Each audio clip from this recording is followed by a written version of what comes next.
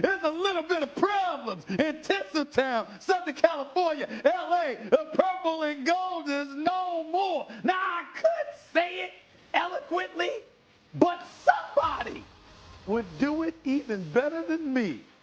Take a look.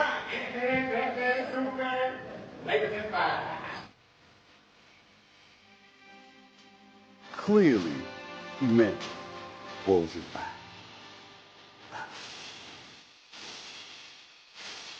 First Take is presented by Liberty Mutual Insurance.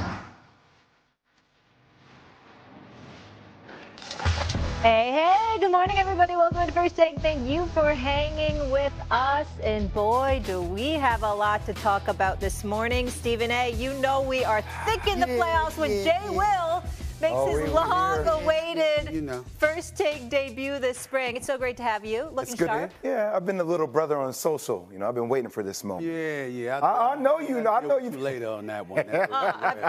You know I like picking fights with you. You know that's my thing. Yeah. Okay. You know what I like. Have you been talking trash to Stephen A. on social media? I do it all the time. It's my little pettiness. I don't mind. I don't mind at all. As long as people know I mean what I say instead of accusing me of being performative. But we'll deal with that. Hey, do I have big perk? So what? Do I have big perk? I'm sorry? Do I have big perk? Oh, big perk. He should be here. Okay. There's no perk right now. Technical difficulties, my ass. He's late. He's late. I'll deal with him later. I'm tired of that big perk. Get your behind up, big boy. He's getting a little breakfast, and he'll be here with us. You pay attention to everything. Huh? Everything. All right, let's go. How about those Minnesota Timberwolves? They were struggling to shoot, right, in Game 5, providing Los Angeles Lakers with much opportunity to stave off playoff elimination. While his teammates struggled, Rudy Gobert stepped up with a playoff career-high 27 points, 24 rebounds. Julius Randle added 23 points. Minnesota advanced in the NBA playoffs with a clinching 103-96 victory in the first-round series Wednesday night. Let's hear from the Lakers postgame. Disappointing loss. That I did not make it to the finals or did not win a championship has been a disappointment. So it'd be the same for me, you know. It'd be the same off season of disappointment and unfulfillment, you know, have an opportunity, you know, to play longer and give yourself an opportunity to play for the Larry O'Brien Trophy. So nothing changes for me. I think I didn't play the way I should. I think as a team we didn't play the way we could. But I think congratulations to Minnesota. They play hell of a series. They were the better team, honestly.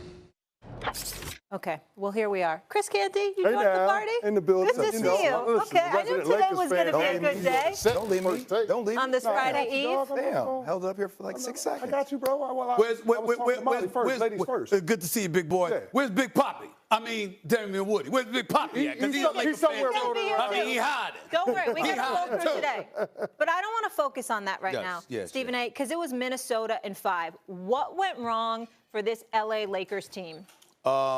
Minnesota is what went wrong. Ant-Man is what went wrong. Rudy Gobert was what went wrong. Their defense collectively is what went wrong. And the Los Angeles Lakers, there's just MIA, APBs, whatever you want to use for a whole bunch of Los Angeles Lakers. They just didn't, they listen, Minnesota was more physical. They're taller. They're longer. They've got more girth. Julius Randle, Rudy Gobert, etc. And they got up in them. And more importantly than anything else, it's rare that you see LeBron James' age get exposed to some degree. The conditioning or lack thereof of Luka got exposed because they were pressuring Luka 94 feet. They were like, we're gonna make you work. Julius Randle, you were attacking LeBron James. LeBron James had to guard people, and they weren't hesitant to put a body on him, even though he's 260 and obviously in phenomenal shape. The bottom line is that Minnesota's like, we're younger, we're thoroughbreds, here we come. And you're 40 in your 22nd season, and you ain't in shape. And y'all are two best options. Y'all don't stand a chance. Oh, by the way, that Austin Reeves, we know he could play. We know that he had a pretty damn good season. But 2 months where he looked like the best third option in basketball, boy, did that brother get humbled in this series. They made him a virtual no-show. Those are the answers to the question. I would say that the level of physicality went up drastically in this series. So, you can talk a lot about scheme and the fact, hey, how come the Lakers didn't play Jackson Hayes? Maybe that allows Minnesota to get 13 offensive rebounds instead of 18 offensive rebounds. But they've been kicking their task all throughout the course of the series, just physicality-wise. AR-15 hasn't really shown up. I'm going to tell you something, though. There's a lot of reasons why I think Minnesota was just a better team. But they were watching Luka play through that injury. I first off want to say, look, he's going through a lot this season. I don't think I've seen, and we talked about James Harden maybe at the pinnacle of his career when he had to do so much offensively. Maybe Steph, but Steph has made improvements. The conditioning of Luka is something that is really concerning for me to watch. Coming off the season he came off last year, when that was the theme that we spoke about, watching the way he came into this season for Dallas, then the trade, to see the way sometimes he just so continues to look like a matador. And I'm not saying it's all on him. The construction of the roster needs to be different for LA if they're going to build around Luka moving forward.